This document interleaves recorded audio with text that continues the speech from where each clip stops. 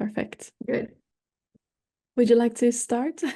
Yes, of course. Yes, I'm very happy, I think, to have this conversation with you because we both are creative people. We are both freelancing, and we are both freelancing, working and living in another country, which is not our homeland. Mm-hmm. And I noticed in your work and in my work, we tend to play with words. And I think because English is not our first language, at least for me, it is kind of a natural question. How am I going to talk to my audience? What kind of words or what kind of language I'm going to use in my work? Mm-hmm. And because also we both love puns, and I followed your class and I loved it very much, I think this could also be a good kind of input to start discussing how languages and words get to influence our creative practice. Yeah. And also probably the fact that we live abroad. How does this impact our work, our everyday freelance work? Yeah. I like what you said about how you think about how you talk to your audience, because I think in general as artists, we're always thinking about how to communicate to our audience, or how to, just in general, like how to communicate with visuals. And just by using language that coming into play, it takes it to a whole different dimension. What I wanted to mention as well, I'm not sure if this is the reason that we started talking about this, but I really liked I love your blog posts, your articles that you put on Medium. And the first one you put up, I think, was about you, like how to introduce yourself, like who am I? And I really liked what you mentioned about when you're an artist, you kind of need to present yourself in like a couple of words. It has to be very quick, it has to be easy to understand, and you're kind of labeling yourself or putting yourself in a box. And especially when you move abroad, I think or move anywhere else, you're confronted with that even more, whether you're an artist or not, because you have a lot of small conversations when you're meeting new people, and people ask you, where are you from? What do you do? And you just have to kind of simplify yourself of like, well, this is who I am, and this is what I do, and that's it, because that's small talk. And I found it really interesting what you mentioned about that, like how that can be just really difficult to do, and you're constantly confronted with, how do I introduce myself? I have to put myself in a box, I have to label myself, and you constantly have to think about that, like, who am I actually? And that's difficult to do. And often one of the labels is the nationality as well. Yeah. So we say, I'm an Italian artist, blah, blah, blah. Yeah. Yeah, it is interesting to think about it. And now that you said that, I thought as a visual artist, we tend to think, I don't need words. My art speaks for itself, right? Right. But then, as everybody, I guess, in freelancing knows, it's not really true, because a lot of the creative practice is actually admin or kind of marketing and social media and writing and newsletter, etc. So it is true that art, the visual, has a very important role, but it's also true that as a freelancer, especially, you have to address your audience, you have to choose words and a language. So as much as we love creative, like graphic illustration or animation, it's also very crucial to love languages, I think. Absolutely. Yeah, especially with the globalizing world. I mean, you're going to have to know how to communicate with your audience and use your languages as much as possible. Yeah. What did you want to say? Yeah, no, I wanted to say, in that sense, I feel lucky, because before I discovered animation, I studied languages and translation, and it's one other passion of mine. And so I really enjoyed learning languages and using languages. Probably moving abroad was also part of this fascination with the foreign world. But I can imagine it's not for everybody so obvious that you would then also have to write and speak in a language that it's not your mother tongue, usually English. Yeah. So yeah. So what about what is your background like? Where do you come from? Where did you move to? What languages do you speak? Mhm. I would love to Yeah, know right. all of that. I only know a little Yes. bit, but Yeah, well, I'm Italian, so I grew up in Italy. I would like to say I started to understand that I love languages quite early on because living close to the French border, I was kind of influenced by other Mhm, languages and traveling with my family as well. So when I started to decide where to go in my education path, I picked languages. Also because unfortunately, as usual, art is not really considered a proper degree. So I was always in the back stage.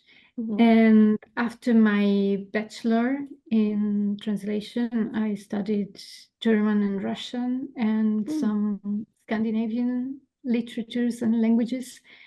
Then I suddenly, by chance, discovered that animation was a job. So after the bachelor, I gave myself the chance to also explore this other passion of mine. mhm, And I'm very happy from that moment I managed to kind of embrace both passions. And I'm not going to be a translator, but I'm happy that languages can be for me a tool to live abroad, work with international clients, etc.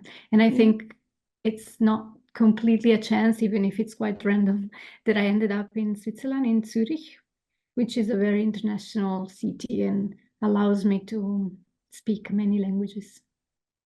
that's great. So what languages Yeah. do you use in your daily life?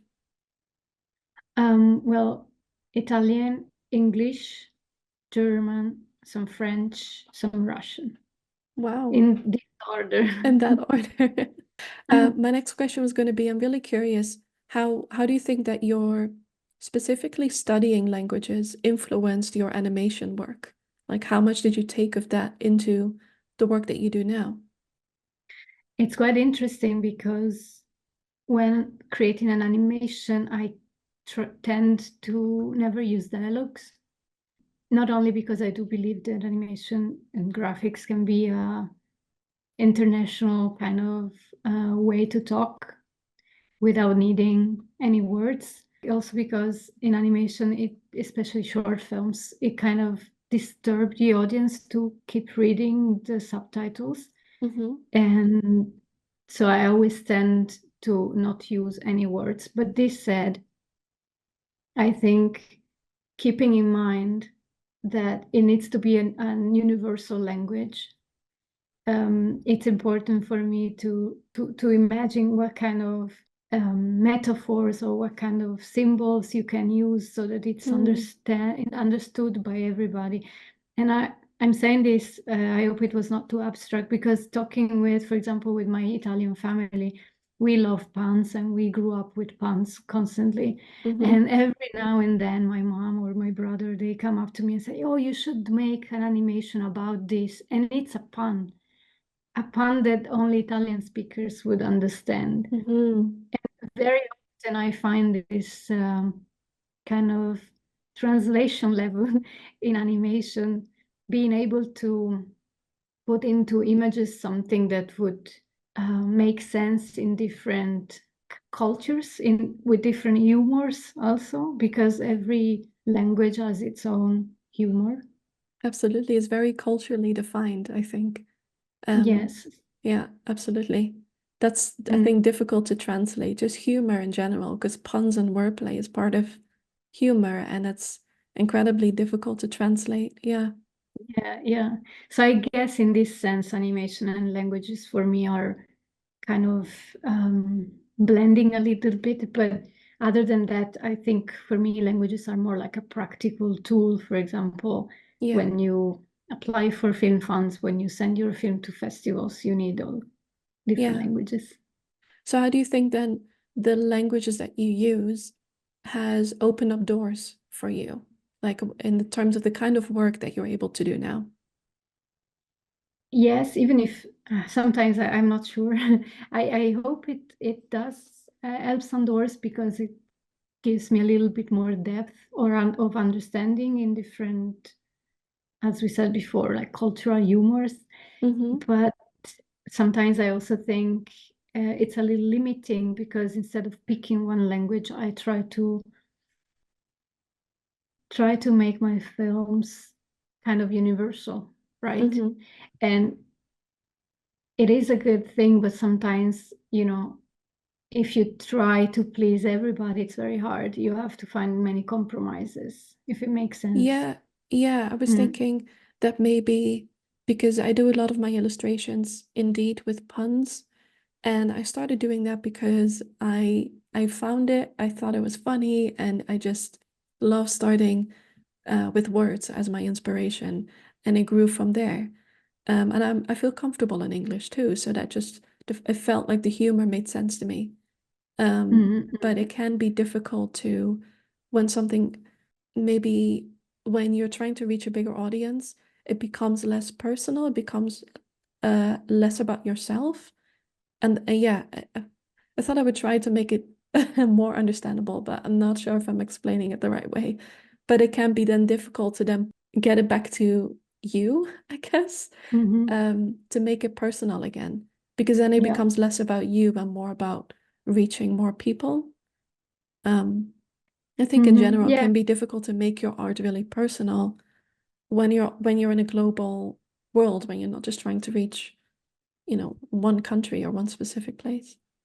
Yes, it's true. But at the same time, you want to reach as many people as possible. So you try to find a compromise between what you want to say and the language or the tool that it's mostly understood. Yeah. I guess. Yeah.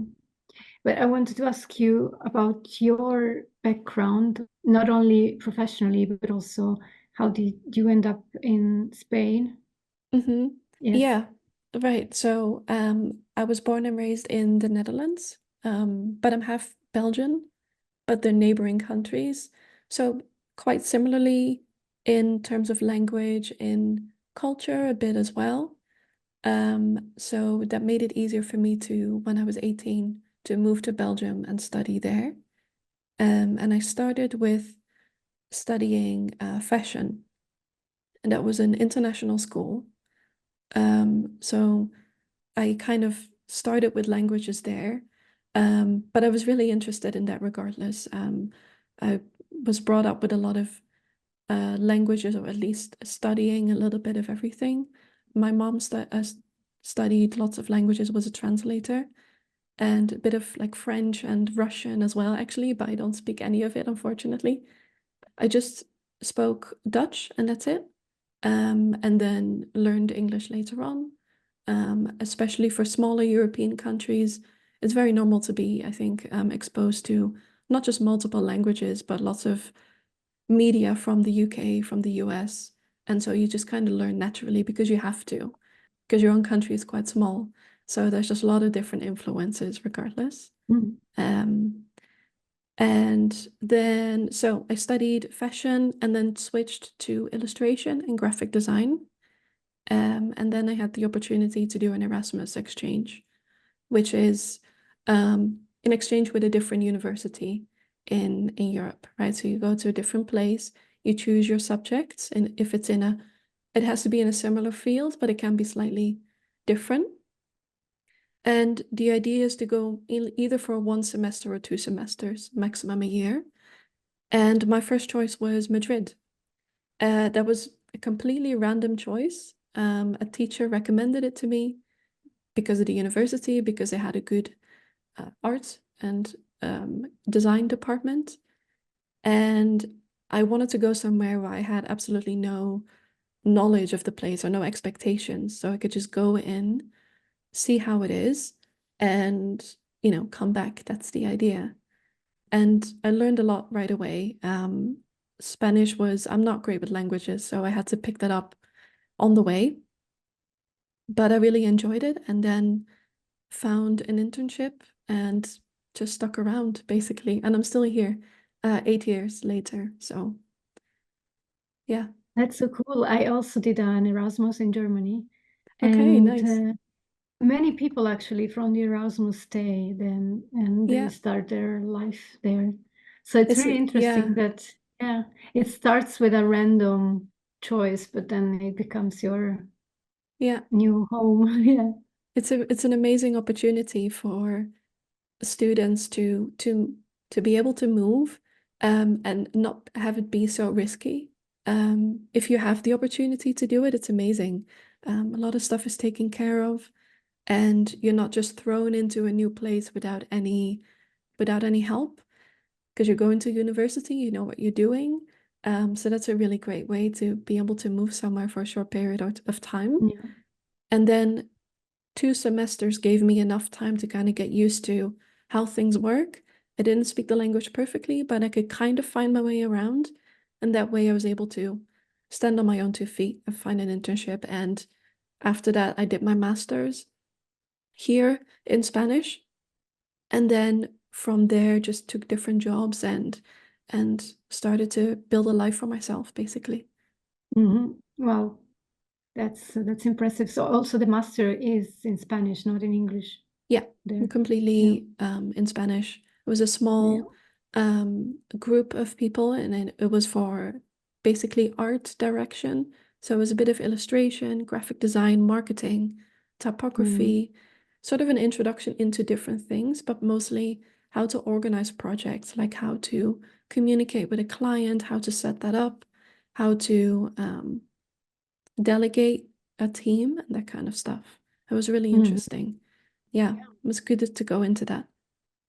And how do you feel the Spanish language and culture are influencing your work? Um, I think I'm a completely different person because of it. Well, you also know when you live somewhere else, you always have to adapt a little bit. You're always figuring out ways to sort of, I think, blend in, but also be your own independent person. And I mean, I'm still struggling with that sometimes. I mean, I love it here, but I don't speak the language perfectly. I still, I think, talk without a filter sometimes, meaning that I don't know how to do subtleties. I don't know how to be funny. I speak very direct because that's all that I know how to do. So I kind of speak like a 6-year-old, basically. This is a very cultural difference. Some countries are more straightforward, like direct, others are more subtle.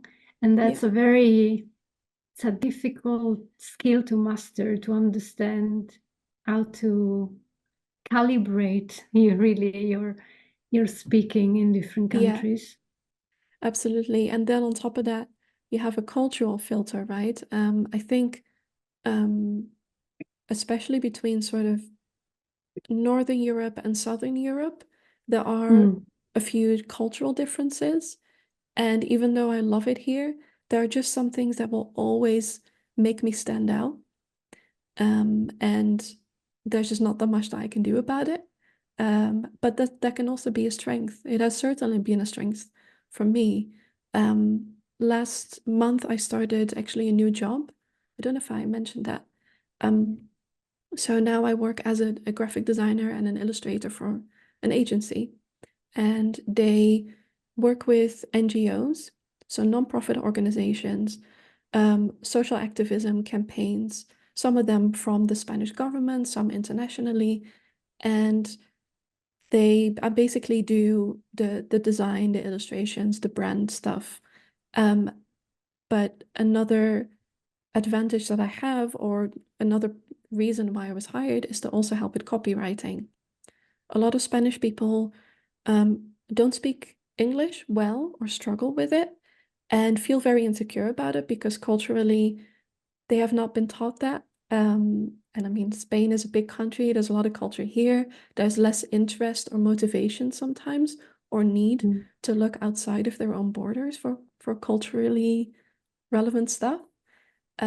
So they're very insecure about their ability to speak English. So I also help with a bit of copywriting and translation and stuff like that. And so that gives me an advantage. That has been a huge advantage for me here, where a lot of people only speak one language, they only speak Spanish, and they need other people to come in and help with languages or connecting people, or for example, with marketing, to take things global and that kind of stuff. So I have worked hard on trying to see that as an advantage, and not feel too insecure about not sometimes blending in or not understanding things, not understanding jokes sometimes, and trying to see what you lack sometimes or what you have that other people don't have as an advantage. It has helped me loads for finding work and expressing myself in different ways too. Yeah, yeah, I totally agree and understand that situation. Especially you mentioned jokes. I think that's the biggest thing that makes you understand how you will never fit in, kind of. Yeah. When everyone is Because laughing and you're like, I don't get it. yeah, Not and because I it's don't not just a understand it, language. because it's not, Yeah, it's cultural, it's it's everything. really humor. It's a different humor. And I have to say, when I was working in an advertising agency, and they are creating these claims or some kind of jokes or gags for some posters, and I really didn't understand why, what was the point, right?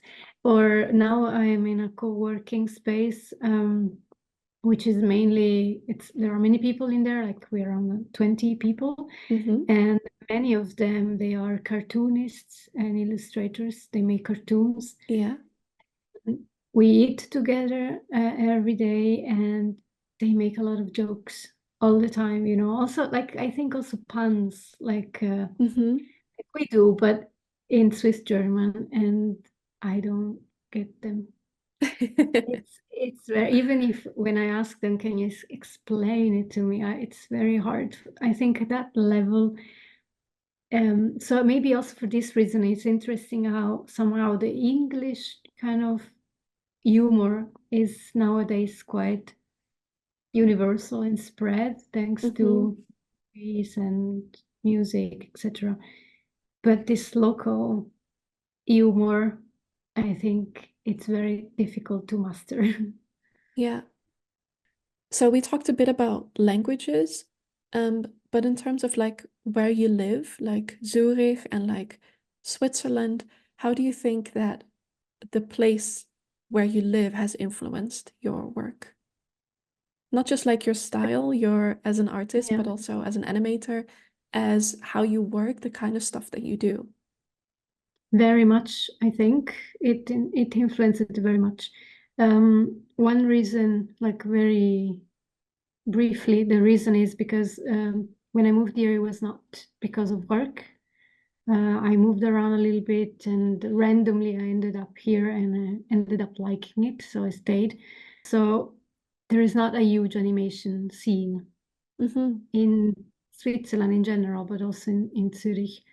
So the idea of freelancing in animation that I had in Italy at school, or when I was living in Germany, or freelancing a little bit around, it didn't work here, or it's not the same, or yeah. So I kind of have to rethink a little bit how to balance my freelance work here. So in that sense, it really influenced a lot. I still make films. I still want to make films, but I realize it's a little harder than, for example, in Italy or in Germany.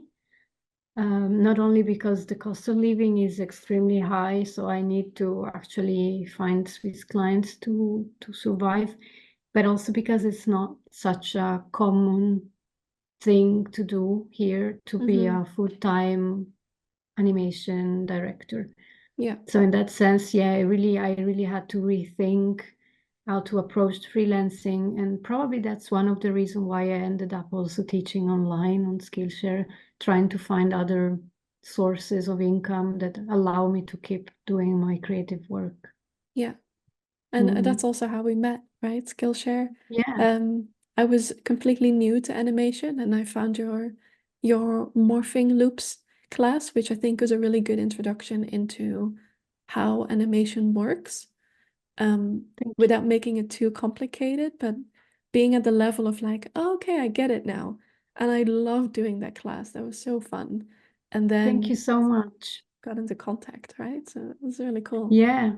And actually, for me, when you start freelancing, you realize you have to learn another set of skills because nobody taught you in school marketing or other skills that you actually end up using a lot. Hmm. And that's why I ended up also first on Skillshare as a student to learn all these things that I didn't know about.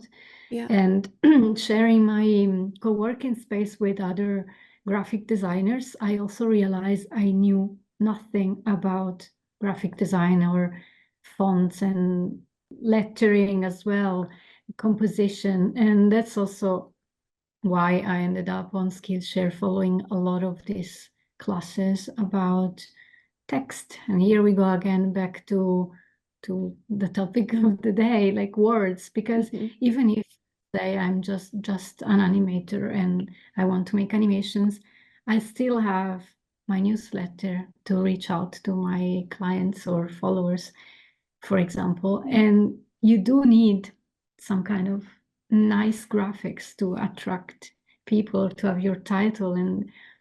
And for example, following your class about lettering and puns, not only because I love puns, it was very useful. I think it was the first class ever that really taught me how to give priority to different parts in the Mm. composition. Hmm. And because I didn't have this kind of graphic design background in the animation school, it was much more artistic. So all Hmm. these rules, there are good rules to keep things organized and clean, help a lot. I think for me, especially as a freelancer, because I don't have, in a big studio, maybe you have the marketing department or the HR. uh, I have to take care of that. Yeah. And you have to think about also copywriting, how to convey what you want to say in the best way. Yeah. I Mm, mean, as artists, as designers, creatives in general, it's well known that we need to basically to be able to do everything, right? We need to yeah, be able to know how to use every tool. And it's a lot of work. And yeah, you could have gone to school, but you always need to catch up. You're always, learning new tools, learn how to use different things, catching up on things. Um, and yeah.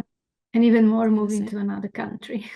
Yeah, exactly. Because then there's Mm, going to be different things or different ways that they use stuff, right? yeah, And in general now, if you're a freelancer, you just need to most of the time be out there marketing yourself, showing who you are, using social media or video or mhm, teaching classes or whatever it is that you're doing. And then for yeah, all these different things, those skills are going to come in handy again. For yes, example, I never thought that I would do any video editing, but then when I started teaching on Skillshare as well, I had to figure out how to do that. And now I love it. I love editing. But that's something you need to learn how to do and how to talk to people, how to convey your message, how to explain things properly. Absolutely. mhm. It is a challenging time, I think, as artists usually tend to be quite introvert and they don't show their face. They prefer just to show their work. Yeah. But nowadays, and many people are a little complaining about this on social media, it's quite required for you to be out there and to speak and to, Yeah. yeah, show your face. So definitely, yes, that's Skillshare helped a lot for that, for sure. Yeah. You have to learn how to build confidence or find a way to get over it. Yeah, What has really helped for me as well is just to kind of just let it go, kind of disassociate yourself and be like, I'm on camera, I don't care anymore. It is what it is. You can see yeah, everything. There's a glare on my glasses. I don't care anymore. Because otherwise it's just going to be too difficult to make that's things true. perfect. And it's just never going to be perfect. That's true. I think you let go of this pressure of having things perfect. And I think the more videos you make, the less you care, but in a good way. Yeah. Because then, yeah, I also feel sometimes, because the more video you make, the more you show who you are. So it's not about having a perfect setting, it's about what you are there to share. Yeah, that's true. Mm. I think Yes. as well that moving to a new place where perhaps people have a different culture, speak a different language, you also kind of have to get over that barrier. I struggled with that in the beginning as well. Like, I don't want to say anything that isn't perfect or that isn't really polite, or I'm not 100% certain what they're going to think of me. At this point, I'm just talking and I'll see what hits. And if they don't understand, I'll be like, I'm sorry, I don't speak it perfectly, but I have to say what I have to say. I cannot not communicate. So you kind of Yeah, get over that pressure of being perfect. It's like, hey, there's nothing else I can do. Like, let's go. Just get used that's to it. definitely the only way to learn a language. It's how kids do. So you Hmm. don't worry too much. I think that's the real difference between an adult or a child learning a language. Children, they don't care about making mistakes, about making fun of themselves in front of everybody. They just go for it. They just invent words. They mix Yeah, whatever they have in their mind. And we adults, we are more like, I don't want to sound like a stupid, and yeah. until I don't master the grammar, I'm not gonna say anything. Yeah, Kids don't have that definitely. barrier. They just roll with it. Yeah. That's very true. Yes. So how is the Spanish language or the culture appearing in your work? Do you feel like, I also don't know if as a freelancer you worked mainly with international clients or if you are looking for local commissions? I mean, it has definitely influenced my work. I would say I have more influence from here than anywhere else, just because when I lived in Belgium before in the Netherlands, I was still studying. And for me, during my study period, I mean, you discover a lot as an artist, but for me, it was a lot of trial and error. I didn't take a whole lot of that into my work now. And I would say that after I did my master's and I started working with clients that was all local, that sort of the kind of things that I was asked to do influenced what I started to get inspired by. So I started with my mentor in my master's program, who is a full-time designer who does a lot of campaigns and works for restaurants, does a lot of rebranding for restaurants. He gave me a couple of clients to start with, which was a really good opportunity. And so these kind of places, these were like cocktail bars, restaurants. They wanted me to do the chalkboards to start with, just like the menu designs, a couple of things on the wall, on the doors, that kind of stuff. And that gradually grew bigger. The kind of things that they were asking for were some were like very like vintage inspired designs, like retro cocktail bars, a couple that just wanted to kind of go back to like a more handmade feel. Because it was also the tools that I was using was all like chalk and paint and stuff. And that was kind of new to me. So then I started doing the research of like, okay, what are they looking for? And that I just discovered I found really interesting. And then it kind of went from there really. Mhm. Um, and then I got a couple of clients that were more like Spanish restaurants, a couple of Mexican restaurants, and they wanted to include like typography and a bit of their own brand style, but also kind of like you do what you think is best. So I did loads of research of the culture of like, for example, the history of like um, the kind of letters that you would see on restaurants in Mexico, for example, or like the food trucks and that kind of stuff, like all kinds of different influences. And then that kind of inspired me to do more of that. And I Mhm. just kind of took it from there, really. Yeah. I don't know if I'm making sense, but Oh, that's, yeah. And it's really fascinating to think how your local place where you live, where you work, influences your work if you yeah, want or if you don't, because yeah, it sometimes has it's to kind of, mhm. because Yeah. then that's the kind of stuff that at that time, that was before the pandemic, I was doing less stuff for myself. And I was mostly just doing stuff for clients because money. And all of that kind of influenced what I was doing for myself. Because when I was doing that research, I was kind of making my own little designs. I was like, I really enjoyed this project. I'm going to do a bit more. Then I put that online, and then that again attracted more clients who were looking for the same thing. So it just kind of went that way, basically. Yeah. And I would say as well that because I started out doing stuff by hand, I don't know if that's weird to say, but the tool definitely influenced my style as well. Because when you do stuff by hand, you kind of, especially when it's a lot of letter focus, like menu designs and logos and a lot of text-based stuff, you have to keep it quite simple or be very careful with layers on top of layers because first of Mm. all, it won't be legible. People won't be able to read it. It has to be very, very clear. But also Paint doesn't allow you to do lots and lots of different things without it Yeah. being too difficult to read. So then when I started using an iPad for digital illustration later on, I kind of took that way of working into my digital stuff as well.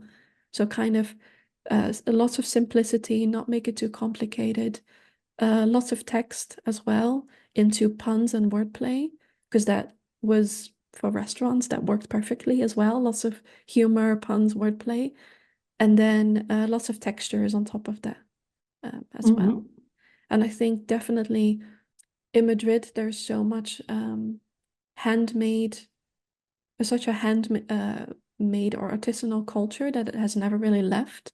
There's a lot of like tile work, ceramics, textile, a lot of artisanal movements here.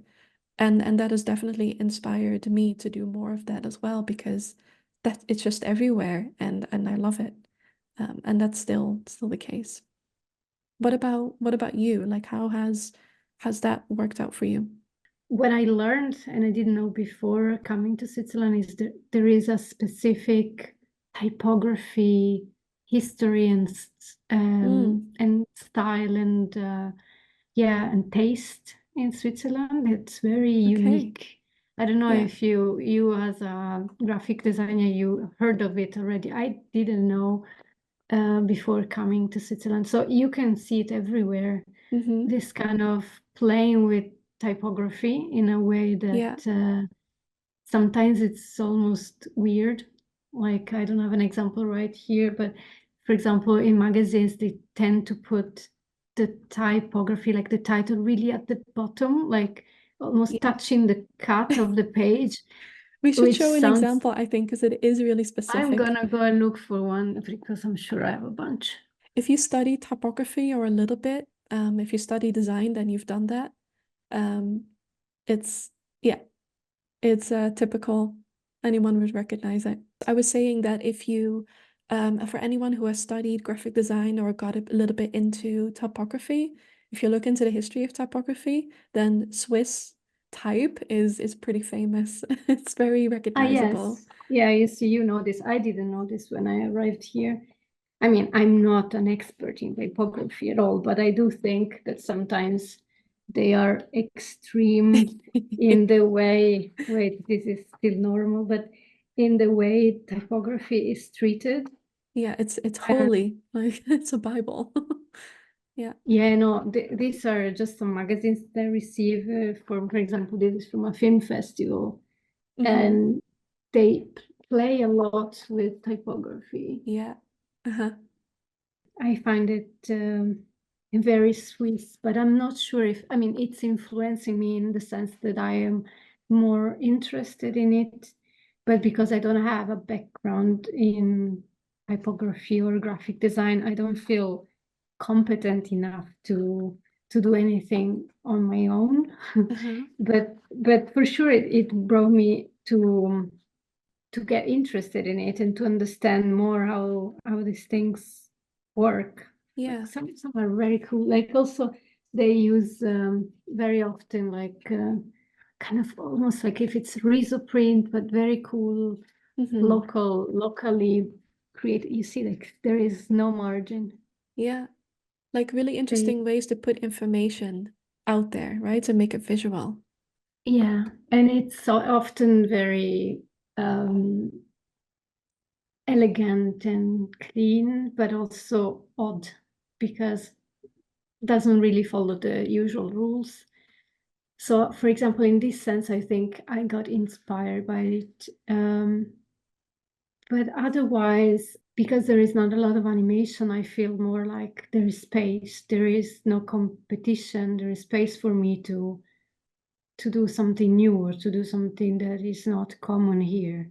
Yeah, So in that sense, gives me a little bit of a blank page of the feeling that I can try to push something different, that's a if it good makes point. sense.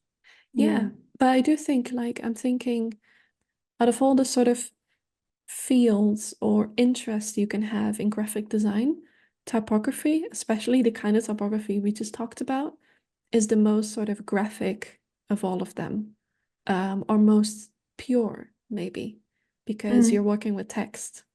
If I could think of yeah. a better word, I'll tell you. But I think that sometimes the things that I've seen of you, your work can be sometimes so almost minimalist or so graphic. Like the shapes are so there's so much information in very simple shapes. I mean, that's just from an outside perspective. To me, that looks really graphic and can look very Mm, inspired by typography as well. I yeah. think that's why I love your work so much. Like your, for example, in your stickers class on Skillshare, which I loved, your small simplistic stickers of the your wolf character. There's so little information, but there's so much character. There's so much personality in that. And I think you can Mm, only learn how to do that if you have an interest in graphics and in design and maybe yeah. typography too. Yeah, maybe unconsciously as well, I've been influenced in that sense. I think when I think about the minimalistic approach, I feel like it's a natural choice in animation, especially if I don't have a team, because for animation, you don't want to put too many colors or too many details in your characters, Yeah, since you have to draw them many, many times. But that's definitely actually encouraged me. What you just said makes me think that maybe typography is not so far from me. Yeah, yeah. subconsciously. Hmm. Yeah, I'm definitely interested. I would like to learn more about that. Yeah. And a little bit on this note, I wanted to say there is a word in German, and I don't think there is a translation, but I'm going to try to explain. Uh-huh. When you want to associate two words or two concepts, your mind creates a sort of way, a trick, an image Hmm. to remind you of that. So Yeah. a sort of mnemonic trick, right? I was just And Googling that. I was thinking there has to be a word in English. Yes. Mnemonic, you said? mnemonic trick, so it's like a trick of the memory. Yeah. And in German it's called Eselsbrücke, which means the donkey bridge. It's the same in Dutch. Eselsbrug. Do Donkey you use bridge. that word as Yeah. well? Yeah. Okay. And I use this technique a lot to remember to learn new words in a foreign language. And I recently started to draw them because it's even more efficient for me, not efficient. Yeah, efficient languages. It's more efficient for me to draw them because then my mind also associate like a sort of photography memory that image and makes me remember the word I want to learn. Yeah. So I'm going to show you a couple. It's just for Russian because I'm trying to learn Russian. Is the Okay. language that I know the least probably. I'm so Um, jealous. And I I know. love it. So this one says It's so cute. babushka, babushka, which is because these two words, they're so similar, but one means butterfly and the other one means grandma. So Uh-huh. there is a grandma butterfly, right? And this kind Okay. of, I have a bunch of those that I draw. I'm not even sure I can pronounce this, but this is basically clones of clowns. And That's awesome. having this, yeah, and having those, it just works for me probably, but I think that when you try to learn a language or just to remember some concepts, playing with the word and creating, in this case, just a small sketch helps the memory, at least for me, it helps greatly to then, yeah, connect the image with the thought. This is how, I don't know if this only works with people with photography memory, like, you know, like this very visual memory. But I found myself using this very often with languages.